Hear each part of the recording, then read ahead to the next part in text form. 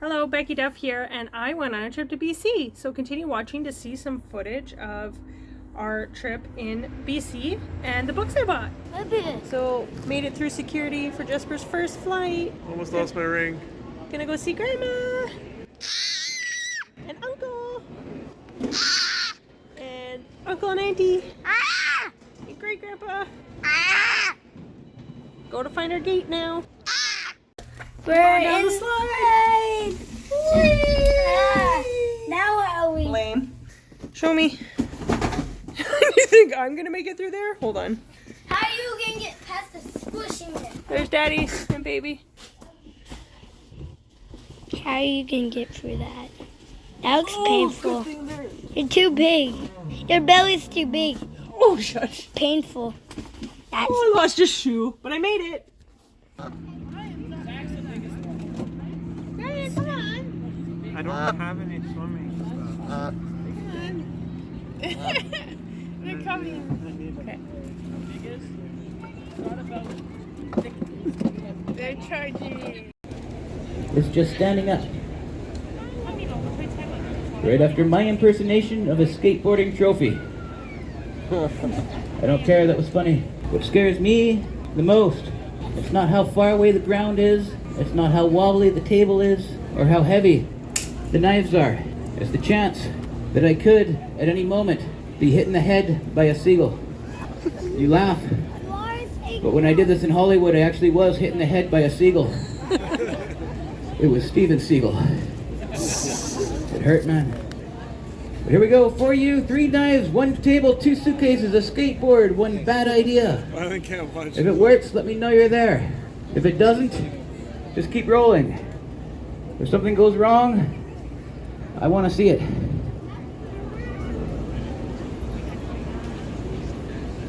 Thank you. Woo! No, I'll do it. I'm not scared. I'm not smart enough to be scared. Come on. Woo! You should see it from here. But hold on, it's not over yet. The last part's on the ground. I'm going to pick up the giant suitcase. I'm going to spin it on my finger. If it spins, it will be the largest object that you have ever seen anybody spin on their finger. And that is the exact same reaction I got from my parents when I told them that this is what I'm going to do with my life. Roll it up one more time.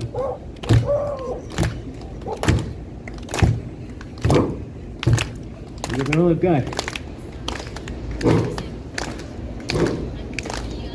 Hup. Come on! Woo! Ta-da! Woohoo! People at nightclubs. The hard part is getting back up. Okay, you can all go now.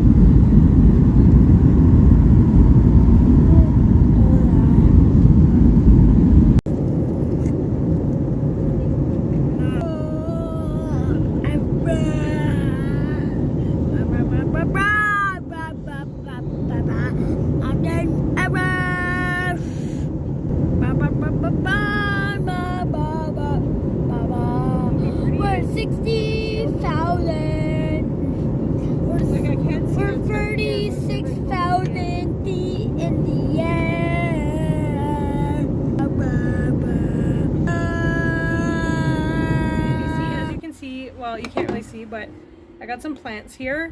As always, I'm gonna do my planting stuff while I talk to you guys about a little mini book haul I did while I was in British Columbia. My brother-in-law and his family moved there last year and bought a house and had to get the kitchen renovated, and then they had some electrical problems, and guess whose brother is an electrician?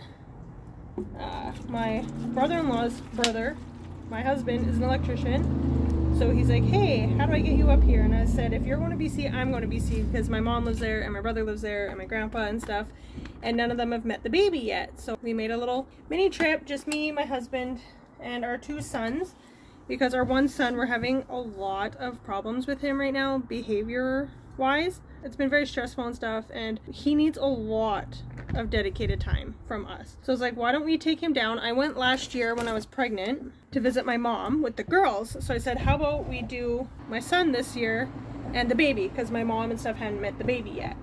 So it's like, this way he gets a little bit, our other son, he's almost 7, he'll get a little bit more time with us, get to see the family that he doesn't get to see very often, and hopefully it'll all work out for the best kind of thing. And it was a good trip, but it was stressful. We're having some behavior problems and just trying to figure out how to best discipline and work with our son. So it was stressful. My baby is crying bloody murder in there. I got no milk for him.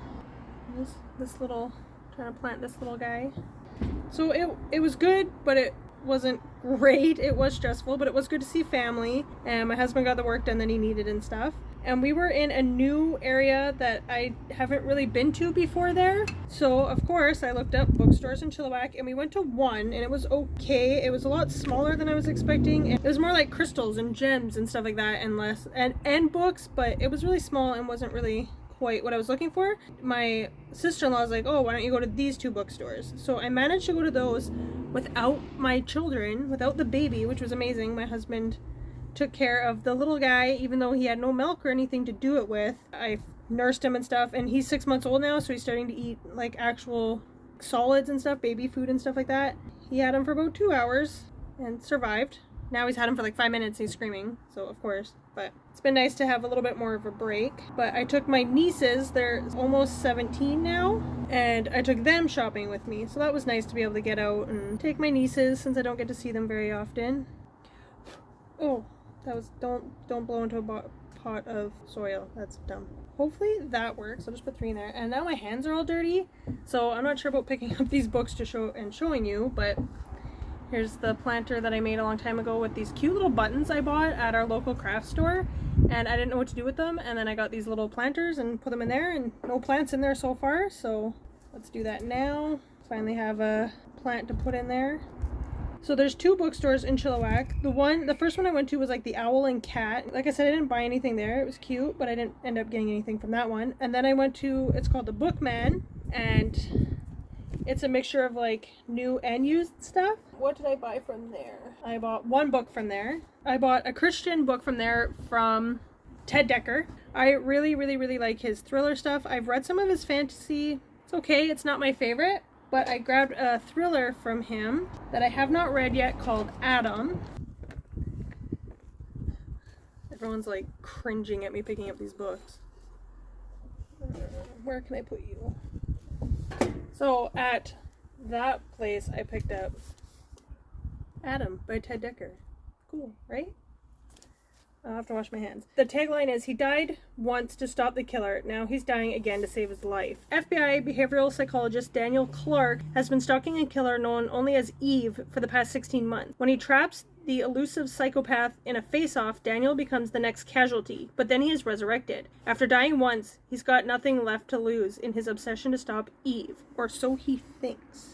That one sounded intriguing, and I know I like his stuff, and I haven't read that one. This plant here is called Hens and Chicks. So this is like the hen, and that's her little baby chicks that poke out the sides there. So, and then we went to the Nuggets bookstore, which is like just used books, it looks like, and they do have, of course, some newer stuff like 2000, 2001. I didn't really see any like really new releases that I was looking for, but I mean those are pretty new, so I wasn't expecting to find those there. Gardening is such dirty work. But I found a book that I was walking by and I just saw like the edge of it, like the spine of it, and I was like, I forgot I was even looking for that book. So that was an exciting find. It was on my radar, but wasn't specifically on my radar that day, and then I found it and I was like, oh, this is so awesome, because I did not want to spend full price on it necessarily. That's my hens and chicks.